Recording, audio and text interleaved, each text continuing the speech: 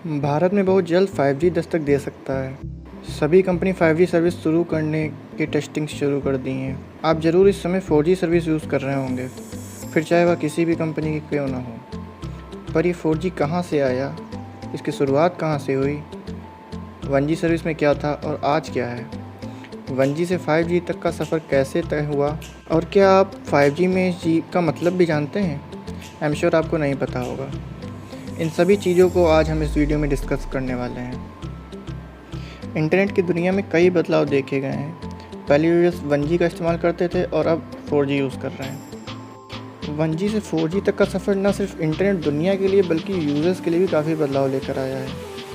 4G तकनीक ने users को इंटरनेट पहले से ज़्यादा तेज़ इस्तेमाल करने का मौका दिया है और अब जल्दी 5G भी दस्तक दे सकता है। भारत में काफ़ी सारी कंपनियां 5G सर्विस टेस्टिंग शुरू कर दी हैं, जैसे जियो, एयरटेल, वोडाफोन आइडिया, etc।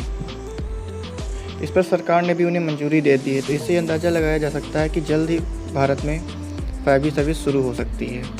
जियो ने 2021 में ही 5G सर्विस शुरू करने का ऐलान किया है। लेकिन क्या आपको 1G, 2G, 3G, 4G और 5G का असली मतलब पता है? जाहिर है कि कई लोगों को इस बारे में नहीं पता होगा। G का मतलब जनरेशन है। जब भी किसी फ़ोन में नई तकनीक लाई जाती है तो इसे नेक्स्ट जनरेशन का स्मार्टफ़ोन कहा जाता है। अगर इसे उदाहरण के तौर पर समझा जाए तो फ़ोन की शक्ल अब बदल चुकी है। पहले वायर्ड फ़ोन आते थे, फिर कॉर्डलेस फ़ोन आए और अब वायरलेस फ़ोन का चलन है। ठीक ऐसा ही तकनीक में भी बदलाव आ रहा है।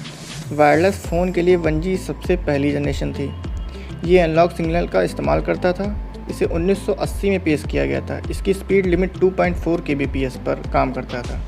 सबसे पहले इसे अमेरिका में पेश किया गया था। इन फ़ोन्स की बैटरी लाइफ काफ़ी ख़राब होती थी। यही नहीं, इसकी वायरलेस क्वालिटी भी, सिक्योरिटी भी ख़राब थी।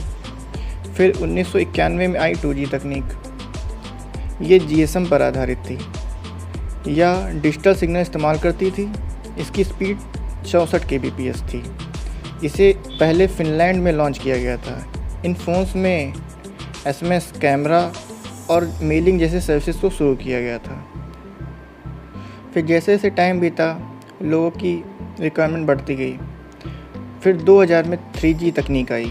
इसके ज़रिए हैवी गेम्स, बड़ी फाइल्स को ट्रांसफ़र करना और वीडियो कॉलिंग फीचर जैसे सर्विस दी जाने लगी। इन्हें स्मार्टफोन भी कहा जाता है। इसके बाद नए डाटा प्लान्स लॉन्च किए गए। फिर उसके बाद 2011 में 4G तकनीक आई। ये एक रेवोल्यूशन की तरह था। इसके ज़रिए यूजर्स 100 Mbps यानी 1 Gbps की स्पीड का इस्तेमाल कर सकते हैं।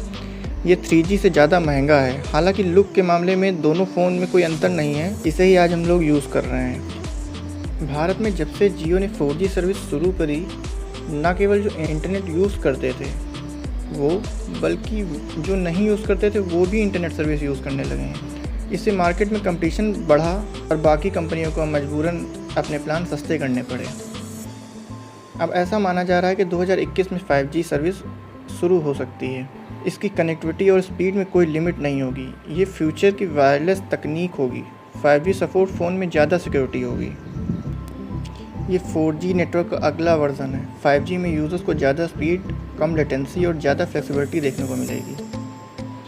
पहले के सेलुलर टेक्नोलॉजी कनेक्टिविटी पर फोकस करते थे।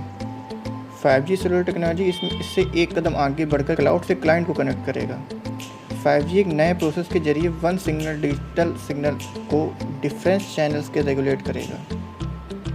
इस प्रोसेस को OFDM कहा जाता है। OFDM ये सुनिश्चित करता है कि सिग्नल में कम से कम इंटरफेरेंस हो। 5G नेटवर्क 4G के स्पेक्ट्रम को कवर नहीं करेगा। ये इसके लिए 5GNR एयर इंटरफेस का उपयोग करेगा। इसके अलावा ये ज़्यादा बैंडविड्थ वाली टेक्नोलॉजी जैसे mmWave और sub-6 GHz बैंड यूज़ को करेगा। इंटरनेट स्पीड के हिसाब से बात करें तो 5G की स्पीड 4G से काफ़ी ज़्यादा होगी।